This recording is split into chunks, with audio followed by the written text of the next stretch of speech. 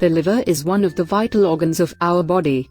The liver is on the right side of the stomach, whose function is to filter the blood coming from the digestive tract. Along with this, it helps to remove chemical and toxic substances from the body.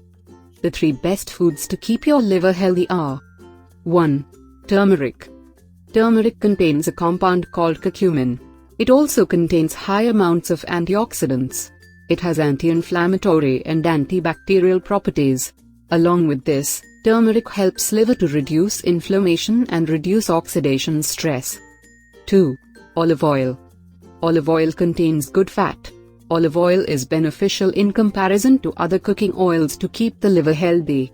It helps in reducing the level of bad cholesterol and serum triglyceride in the body and increases insulin and lipid oxidation, which helps in keeping the liver healthy. 3. Beetroot. Beetroot juice is the source of nitrate and beta antioxidant. They also prevent the liver from inflammation and oxidative damage. It also keeps heart healthy. So start consuming these 3 best foods to keep your liver healthy.